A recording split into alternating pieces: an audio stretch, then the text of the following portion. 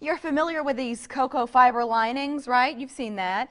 We had them in our planters on our deck, and the blackbirds picked them apart for nesting material. Had by new ones this those weekend. Blackbirds are nasty. I mean, they're back too, Yes. which isn't great for most of us. But Right. on the other side of the coin, the orioles are also back too. Yes, we love that. So here to help us understand where to find them, and the owner of Wild Birds Unlimited, Marge Knutson. Hey, Marge. Marge, good to see you. You are our go-to for all things birds. It's nice to have you back. And orioles, that's what we're talking about here. You got some cool stuff for orioles, some stuff for blackbirds as well. But orioles, what time of year do they come in? Are they here now? Yes, they're here now. They usually come a week either side of May 1st. And where are they right now? Right now they're looking for nesting sites. They tend to prefer cottonwood trees or sycamores, sometimes willows, sometimes tall maples.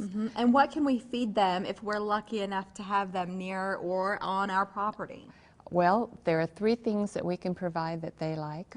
Oranges, and you want to cut them in half so they can get into the flesh. Grape jelly, and then nectar that's similar to hummingbird nectar. Very cool. We have some great items here too from Wild Birds Unlimited. Would you take us on a tour of these? Feeders, right? Yes. The first one is an inexpensive way to start feeding orioles, and you can feed all 3 things that they like.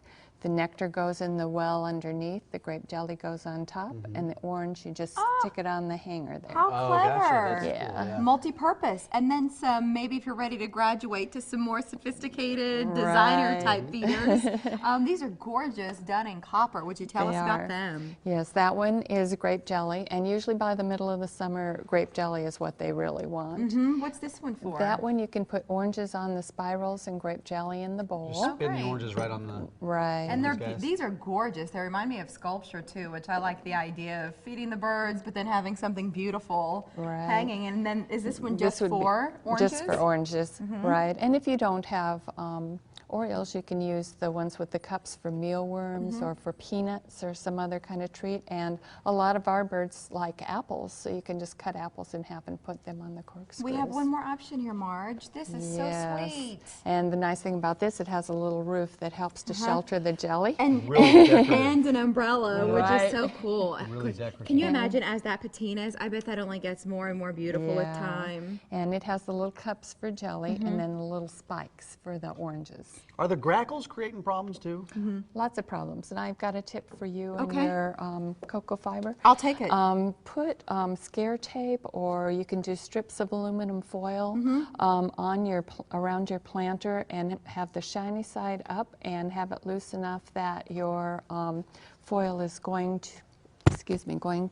flutter a little bit. That tends to discourage them. Just keep them away. So just have the foil up anytime the birds show little up. strips of it, and that's a free solution. I have foil in my kitchen. I like getting clever. That's easy. But there are other ways to discourage not just blackbirds or grackles, but we'd like to maybe discourage squirrels in some cases too. So in terms of seed or devices, what other kinds of advice can you share today? This is a tip that you gave me a couple years ago, Marge, the safflower. Yes, and safflower seed, the blackbirds don't like it and the squirrels don't like it.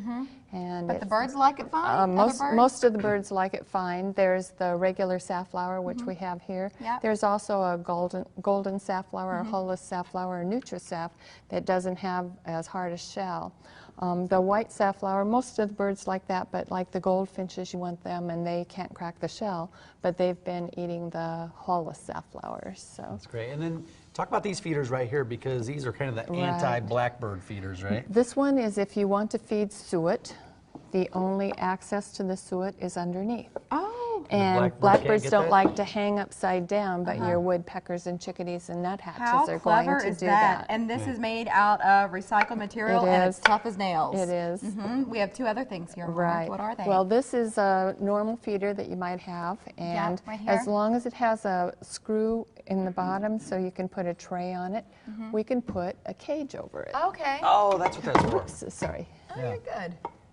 Very It cool. just goes right over the top. And there's a slit in the top There's for a the slit handle. in the top for the handle, and how clever. the squirrels can't get in there, the blackbirds can't get in there. This would only be for little birds, though, because the bigger birds like the cardinals can't get in there either, but they really like the safflower. Marge, there's an event coming up that I want our viewers to know about so they can mark their calendars. May 24th, you're welcoming a great organization to your shop. What's going on? Raptor Recovery is going to come, and they're going to bring some of their live birds into the store. store. Yeah, and this is something that you do on occasion, once a year? Well, we usually do it twice a year. Twice a year, because we've been in, I brought the kids in, and they'd love to see the birds in there. They do such great work, and it's neat for the kids, as Mike said, but even for adults to see some of these birds up close is cool. It is, to see them up close and be able to ask questions about them. Again, that's on the 24th, so that's coming up. 1 to 3. That's right, Rockbrook Village. And where at in Rockbrook, for people that are familiar with Rockbrook? We're across the street from the bread store or the Jaipur restaurant. And online at wbuomaha.com. And Marge does a monthly blog, which is also informative.